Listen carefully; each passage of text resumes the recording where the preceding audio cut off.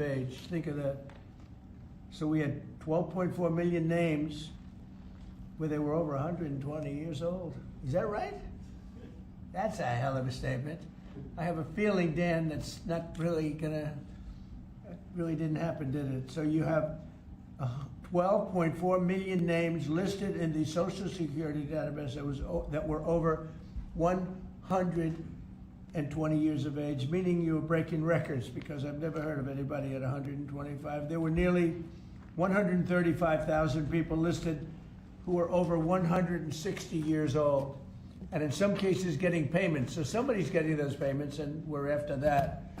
We're also fighting the menace of inflation to make life more affordable for American seniors, and we've ended Biden's inflation nightmare. So we had the worst inflation in the history of our country, and now our inflation is down to a perfect number, a beautiful number, hardly any at all. And yet our country is taking in tens of billions of dollars and trillions of dollars, actually trillions of dollars in tariffs. You know all about it. It's been amazing. They say, why are we taking in so much money? Last week they found $29 billion and they couldn't figure out where it came from. I said, check the tariff shelf. And they said, how did you know that's where it came from? We're taking in billions and even trillions of dollars in tariffs, paid by other countries who, frankly, were taking advantage of us for many, many years. And they were doing that to us, but our people didn't know it. We didn't have smart business people. We've ended Biden's inflation nightmare and came in below expectations, and yet, again, this past month, we set records. Gasoline prices are way down, and really dramatically, as everybody knows, and energy prices have been going down, other than in certain states where you have Democrat-run states where they put windmills all over the place. Anytime you see a windmill, you'll say, well, they have bad energy costs, and it's happening in New Jersey. I saw that there's a revolution going on in New Jersey. They closed up a nuclear power plant, and they're raising electricity rates by 21, 22, and 28%, something like that. And you're going to have a new governor in New Jersey. I tell you what, you have a good man running in the Republican Party. He'll get him down. But what they've done is they've killed so many good sources of energy for very expensive windmills and lots of other things that don't work.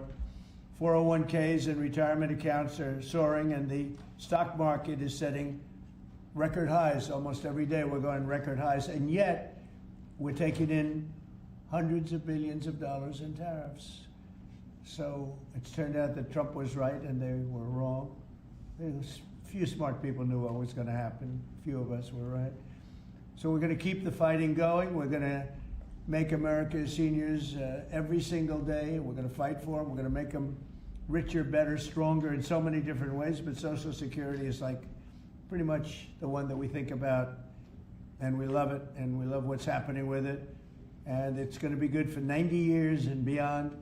Again, you were given only a short period of time. Social Security was supposed to be like down. Had they won the election, Social Security would have defaulted during Biden or Kamala's election, whoever they so chose, two beauties. And now what I'd like to do is ask Frank to say a few words. Again, this is a man with a really storied past. He's one of the most successful anywhere in the world. What he did at J.P. Morgan Chase and what he did for Henry Kravis and all of the others are like legendary stories. And he just wanted to do this. He's making about a tiny fraction, I would say, a tiny fraction of what you used to make, but he didn't care. He wanted to do it. He made a lot of money, and he said, I want to run that system. I want to put it back on track, and he's got an unbelievable talent over there. It's like a different place. So, Frank, would you say a few words, please? Sure. Thank you. There's less than 1% tiny fraction, sir. Is that what it is, less than one? That's a tiny That's fraction. an honor. It's an honor. It is an honor. And I'd like to start off by thanking the President for his tireless effort in running the country and what he's done across the country, meeting every commitment. And, you know, I see it directly in the big, beautiful bill, the opportunity that it's brought to seniors. But his effort on every commitment, delivering against it, and delivering on world peace tirelessly. I'd like to also thank him for my opportunity. You know, he's teasing me, I'm teasing him about the economics of the job, but the reality is to serve 300 million Americans, which is what Social Security serves, is a tremendous honor. And him putting that faith in me and building what I believe, and I think I have a right to say it, is the best leadership team ever assembled in the White House and in the cabinet. So that's my great honor. So I come here and get the opportunity to serve the American public in a manner that I never imagined in my life. And what we found was the opportunity to fix a foundation. The reality is, people talk about 72 beneficiaries. I talk about over 300 million Americans with a Social Security number that we must protect through the system. And when you look at what we talk about in eliminating Social Security numbers that were live in the system, they could carry fraud through the whole system. So the first thing was root out fraud, waste, and abuse. But while doing it, the best way to be more efficient is provide more accurate payments and better service. And you heard the numbers. I think the most staggering number is that we had a website that was down 29 hours. This will be a digital-first agency, and we are building my SSA accounts. That's the digital account. And we have a bold goal of 200 million Americans to have a digital SSA account by the end of next year. It will happen.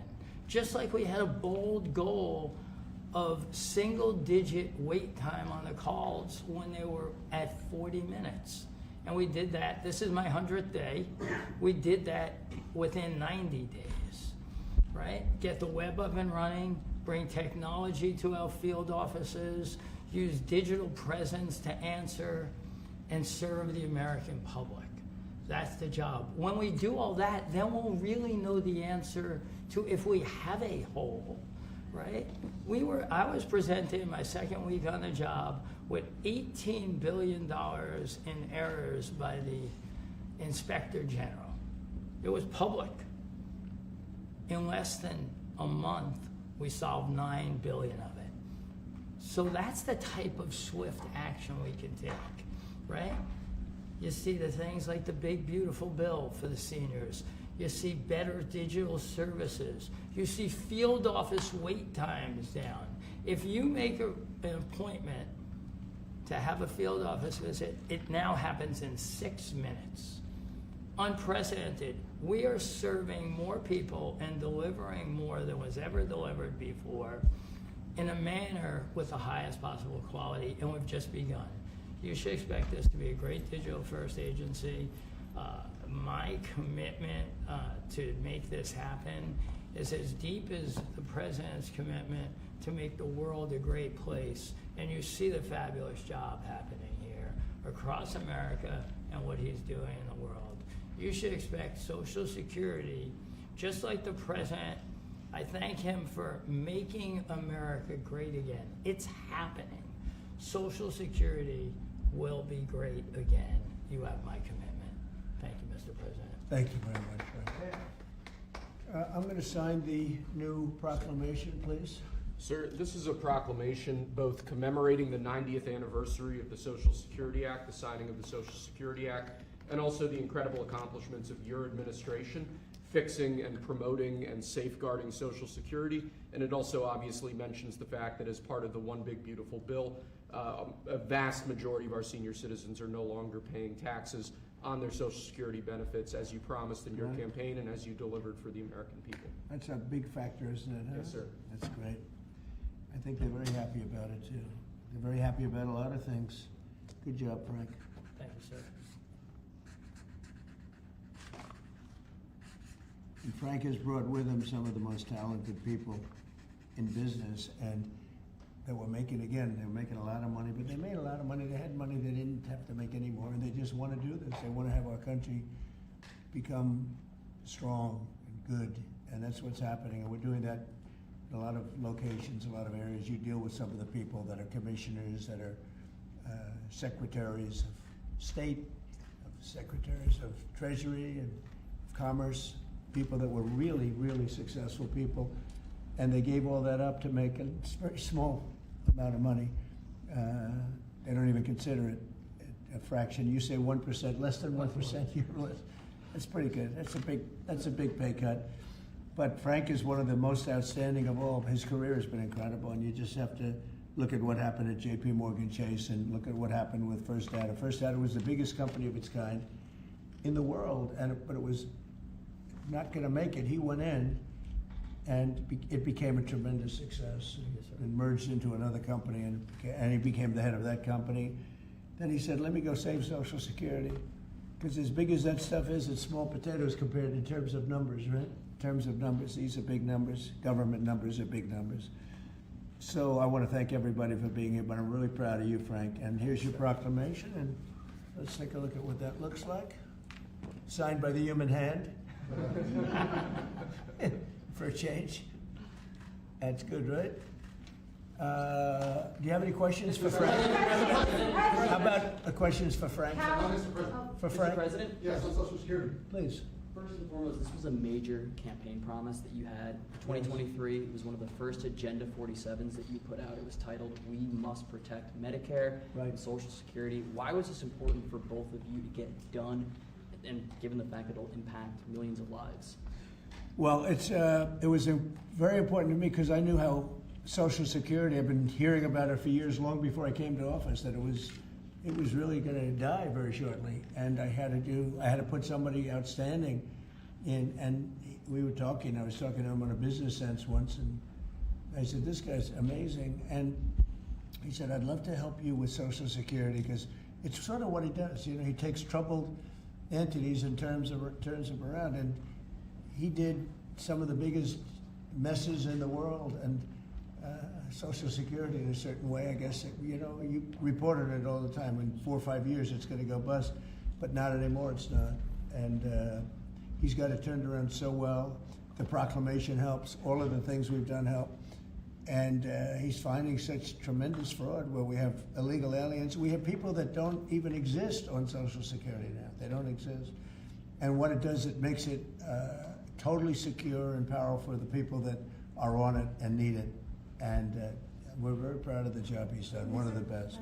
Kara Castro from Lindell TV. How are you today, sir? Democrats like Bernie Sanders and Elizabeth Warren continue to peddle the lie and the claim that you're trying to cut Social Security, despite your repeated promises to protect it. Why do you think they keep pushing this misinformation and literally terrorizing the elderly in America that sadly keep watching the very misleading mainstream media? I love your question. I should have called you almost first, but I love his questions also, always. But it's such a good question. It's so vicious what they do. Elizabeth Warren said she was an Indian. We call her Pocahontas. She's a liar. She lied her whole career. Based on the fact that she was an Indian, she was able to get into certain colleges, get certain jobs, get into certain universities to work there. She's a liar and a mean person. She's a nut job. I watched her the other night. She's all hopped up endorsing a communist in New York City, and she was all excited and jumping up and down. She's got to take a drug test. She really does. She's got to take a drug test. There's no way somebody can act that way and be normal. What she's done to our financial institutions, he destroys people. You know that you had a lot of great banks in the Midwest and banks that loaned to farmers and others, and they went out of business. She put them out of business. Stone cold mean. Banks that were open 150 years, family banks that supplied the farmers and manufacturers and others, and she put them out of business. She's a mean, horrible human being. Bernie Sanders is Bernie Sanders. I don't mind him so much. He's just a liberal guy, very liberal guy. He's a wacky guy. He's still sharp. I got to tell you, he's 86 or 87 or something. He's still sharp. You compare that to Joe Biden, it's, sort of what happened. So I don't mind Bernie Sanders. With him, you know what you're getting. You're getting a guy, he's a nasty guy, but he's somebody that, I don't know if I call it a fastball, but he's able to throw the ball pretty well. He's okay. I watched him the other day. He was totally on the opposite side of things. I will say this, the biggest issue right now, and an issue that's really taken hold, is crime, stopping crime in the cities, and the Democrats are fighting the stopping of crime. So I think that's like men playing in women's sports is okay, or transgender for everybody okay, but this is a bigger issue. This is the biggest of all issues. Crime is rampant in DC, it's rampant in our generally blue-run cities, and they've got to do something about it, or they're never going to win another election. And instead of calling me a dictator, they like to say Trump's a dictator. Trump's a dictator. Well, I had calls from many, many friends, including Democrats. I have a lot of Democrat friends, but they're normal people. And they were thanking me so much for what I'm doing in DC. They feel so safe already. And you know, at the border, we had 0 people come in, and this is done by a liberal group. They're the people that do it. I have nothing to do with it. 0 people in 3 months. We had 0, 0, and 0 for 3 months. And last year we had millions of people pouring in from all countries, from jails, from drug addicts, gang members, drug dealers by the thousands and thousands. 11,888 murderers, half of whom committed more than one murder. They flowed into our country, and for the last 3 months we had none. And I didn't get, remember when Joe Biden used to always go, I need legislation, I had no legislation. I just said we're closing the borders, and the whole world understood it because they respect your country again. They really respect this country again. They didn't respect it. When he said it, it didn't mean anything. But now they know it meant a lot. And Mexico does what we tell them to do, and Canada does what we tell them to do, because we had the 2 borders. We have the northern border, the southern border, and they were both horrible. But now it's some people say it's a miracle. Well, what Frank has done with Social Security also is something very special. But what we're doing with crime, which will be your next question, I guess, that's because everyone's they're afraid. Half of the people here, maybe all of the people here, most of you live in D.C., you are petrified to go out. And you're liberal, and if you're liberal, you're going to have to change. You're Democrats, you're going to have to change your ways. So we will have crime under control very shortly in D.C., but they're record numbers, and sadly what I guess the mayor did, but whoever it was, they asked the numbers to be fudged so that it would show less crime than the fact. The fact is it's worse than it's ever been, and we will have it just like we did at the border, where with borders are totally in great shape right now, the best ever, record-setting shape. We'll have the crime situation solved in D.C. very soon. And we're also going to beautify the city. We have a beautiful city, but you can't have graffiti, and you can't have roads with potholes, and you can't have the medians, the dividers in the roads falling down on the street. We're going to be beautifying the city, making it really beautiful. We're going to be getting the criminals the hell out of here. We don't want the criminals in Washington, D.C. Mr. President, one on your Putin meeting and then one on D.C. crime. Are you prepared to offer Vladimir Putin access to rare minerals to incentivize him to end the war? We're going to see what happens with our meeting. We have a big meeting. It's going to be, I think, very important for Russia, and it's going to be very important for us, and important for us only that we're going to save a lot of lives. Look, we have, we're not paying any money, as you know, to Ukraine. We're supplying equipment. We're being paid 100% plus for that equipment by NATO. And I got NATO up from 2% to 5% of GDP. They now have billions of dollars. NATO is a very rich group of countries, and we make the best military equipment anywhere in the world by far, and they're buying our equipment, and they're paying 100% for the equipment, 100%. In fact, they owe us about $2 billion now. They're going to send a check. Another one was sent recently for $1 billion. So we're not spending any money anymore. Biden gave them $350 billion, got nothing for it. And if you look, and by the way, we also signed a rare earth deal where we get, years of rare earth to get our money back, the money we spent. But what I'm really doing this for is to save thousands of soldiers a week. You have Russian soldiers, you have Ukrainian soldiers, and then you'll have missiles dropped into various cities and towns in Ukraine. And they're losing last week they lost 7,251 people, mostly soldiers, Russian and Ukrainian soldiers. I'm doing it for that reason. We have a meeting with President Putin tomorrow. I think it's going to be a good meeting, but the more important meeting will be the second meeting that we're having. We're going to have a meeting with President Putin, President Zelensky, myself, and maybe we'll bring some of the European leaders along, maybe not. I don't know that it's going to be very important. We're going to see what happens. And I think President Putin will make peace. I think President Zelensky will make peace. We'll see if they can get along. And if they can, it'll be great. You know, I've solved 6 wars in the last 6 months, a little more than 6 months now, and I'm very proud of it. I thought the easiest one would be this one. It's actually the most difficult. We had one war raging, as you know, for 37 years. One in the Congo with Rwanda was raging for 31 years. We solved 6 of them, made peace, not just solved them, we made peace. If you look at Pakistan and India, that was, planes were being knocked out of the air. 6 or 7 planes came down. They were ready to go. Maybe nuclear, we solved that. I thought this would be maybe an easier one. It never made sense, this war. It would have never happened when I was president. If I were president, this war would have never happened. But millions of people have been killed. And I'm there for one reason, to see if I can solve. This was Biden's war. This isn't my war. I want to see if I can stop the killing. Yeah. The rare earths, do you plan to offer him access to that at all? We have great rare earth. We made that as payment for all of the money that we've spent so foolishly in Ukraine. We spent $350 billion. Now Europe spent $1 billion. That's a lot of money. They spent $100 billion. That's a lot of money, but we shouldn't be spending a lot more money than them, and they understand that. And I think that's maybe why we're not spending money anymore. We're not spending any money. They're paying us for everything. So people are shocked when they hear it. They don't even understand. They don't even write about it.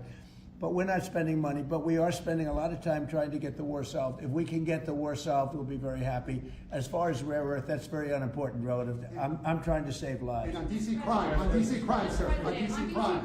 Do you have a message for the Democrat lawmakers like Nancy Pelosi or media who are saying, after living here for many years, that there is no crime and you're trying to start a new news cycle? It's another reason why the Democrats lost the election in a landslide. They lie. It's just lie. Look, the crime is very bad. I think they'd be much better off saying, we want to help President Trump with the crime because it's an epidemic. It's a tragic situation. It's the worst it's ever been. And we want to help President Trump with the crime, as opposed to, he's a dictator. He's a dictator.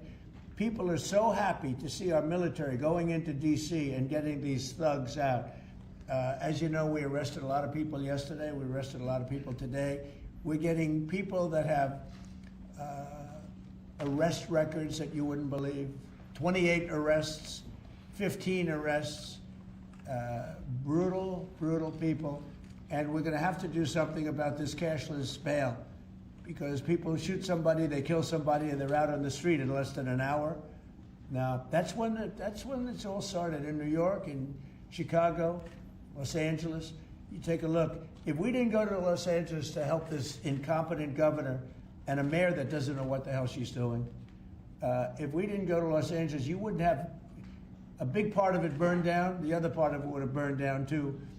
You would have not had, I don't think you would have been able to have the Olympics. We have the Olympics. I have a lot at stake with that, because I'm the one that got the Olympics. I got it in my first term, and I was saddened because I got it for what would be my third term, okay, which turned out to be second term.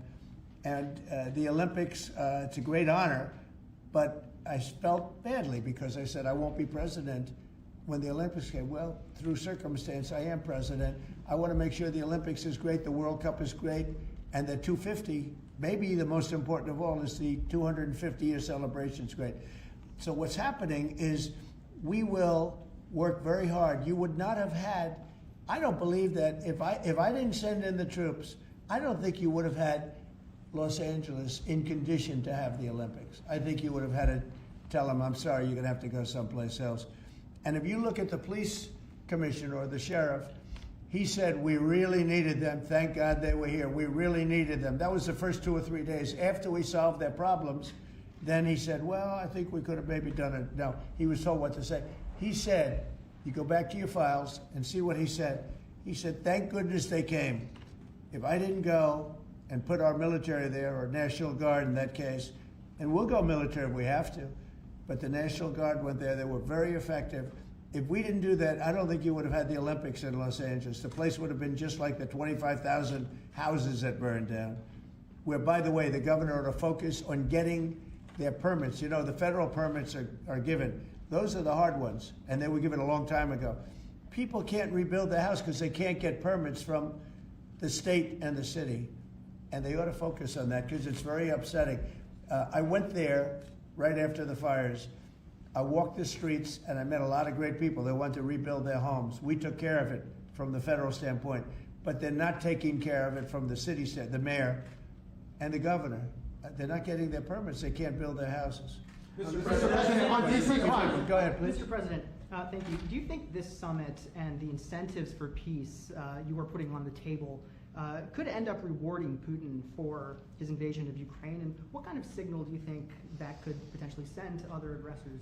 No, I don't think it's a reward. I think that what we have is a situation that should never have started, should have never started. It didn't start under me, and for 4 years it wasn't even discussed.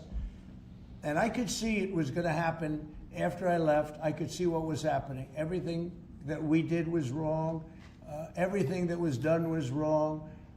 Everybody's to blame. Putin's to blame. They're all to blame. This is a war that would have never happened.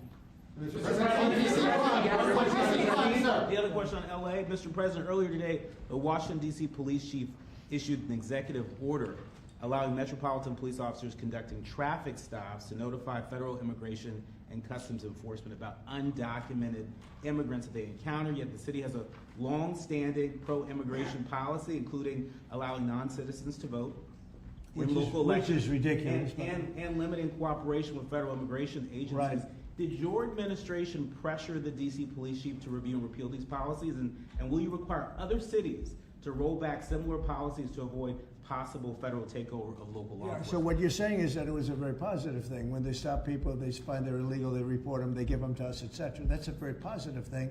I have heard that. It just happened. That's a great step. That's a great step if they're doing that. Yeah, I think that's going to happen all over the country. We want to stop crime. I think if the Democrats aren't strong on this issue, they won't be able to do it. I think this is a bigger issue than all of the other ridiculous things that they like open borders. Well, open borders is bad. Open borders has caused a lot of this problem, allowing millions and millions. I think 24 million people were allowed to come into our country. Many of these people from prisons, from jails, from mental institutions. This was the Biden policy. And I don't believe it was him. He was never there before. It was the people that encircled this very beautiful desk, the Resolute desk. Radical left lunatics who were smart, but radical left.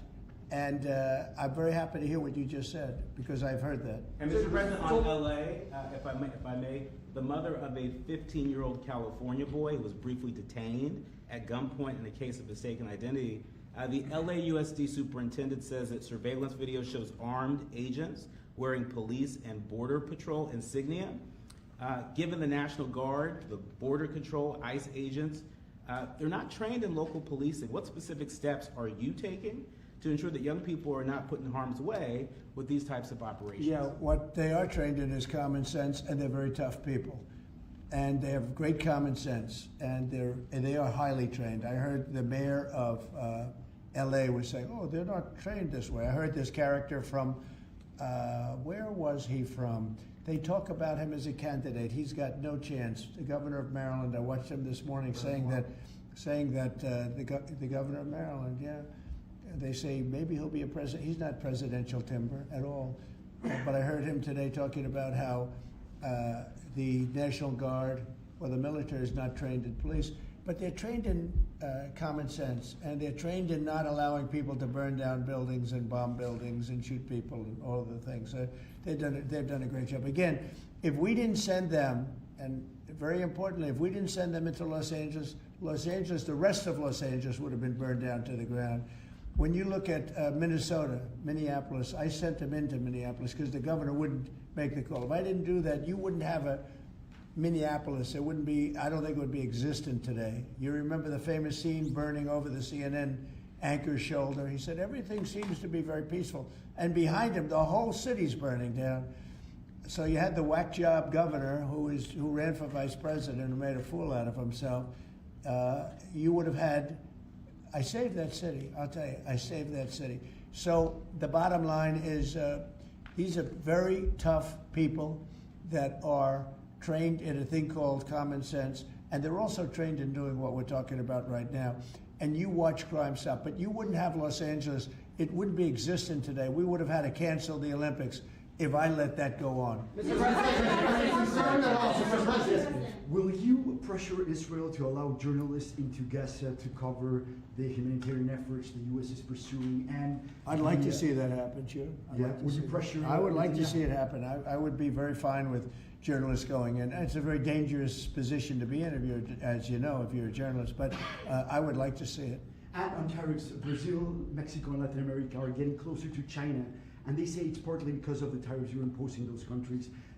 Are you concerned them getting closer to China? No, not at all. I'm not concerned at all. They can do what they want. None of them are doing very well, and what we're doing in terms of economics, we're blowing everyone away, including China. We're doing better than any other country in the world right now.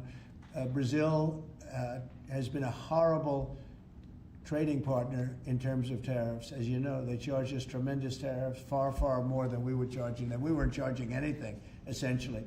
And Brazil has some very bad laws happening where they took a president and they put him in jail, or they're trying to jail him. And I happen to know the man, and I will tell you, I'm pretty good at people. I think he's an honest man. I think what they've done, this is this is really a political execution that they're trying to do with Bolsonaro.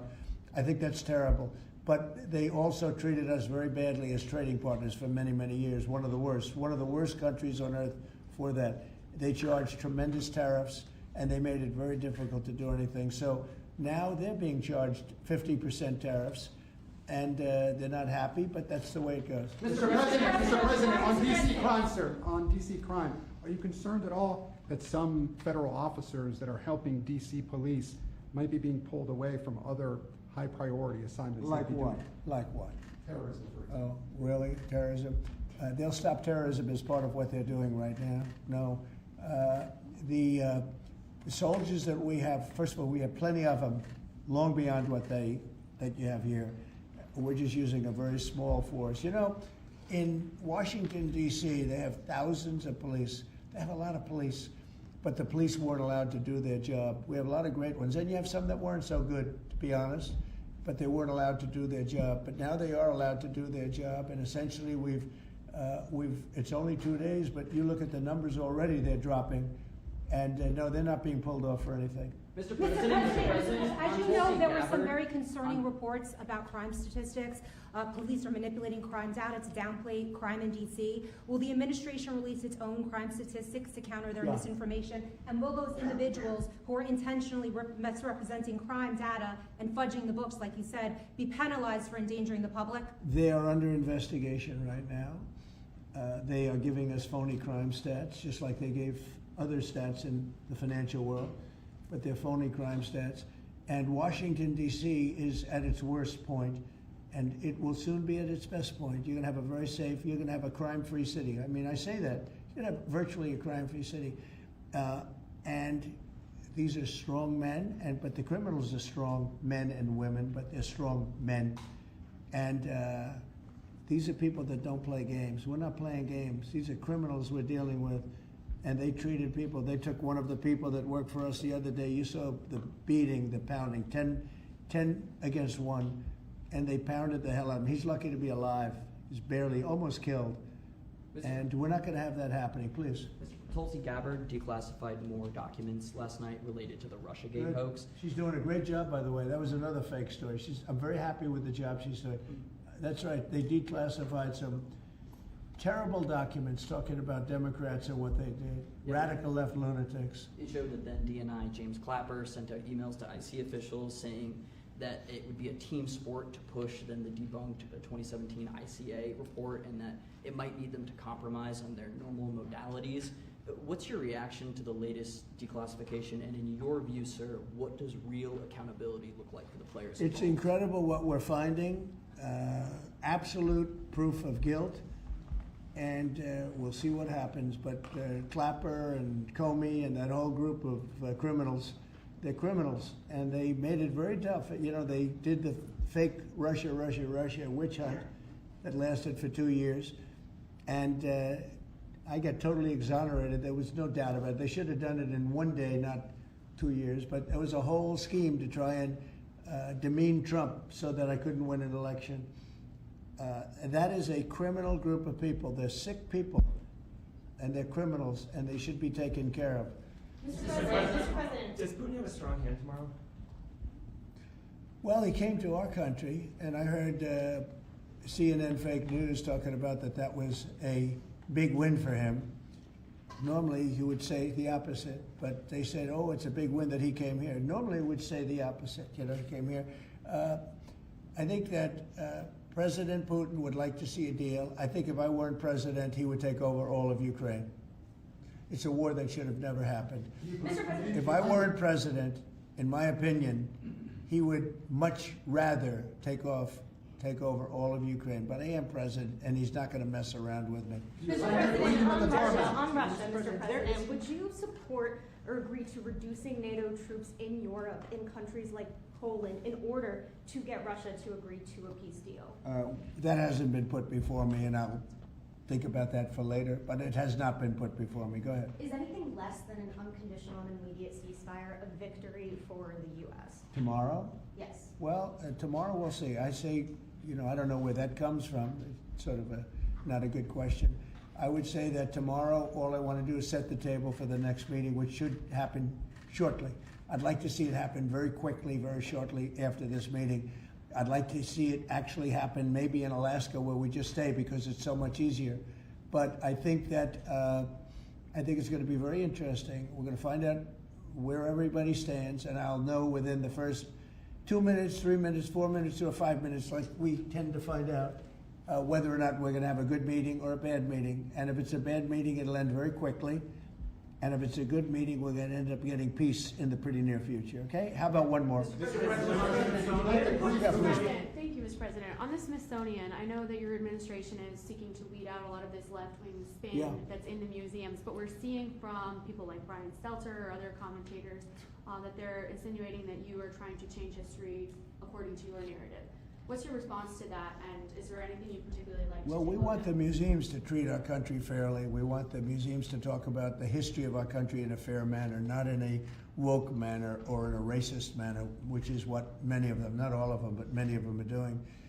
Our museums have an obligation to represent what happened in our country over the years, good and bad, but what happened over the years in an accurate way.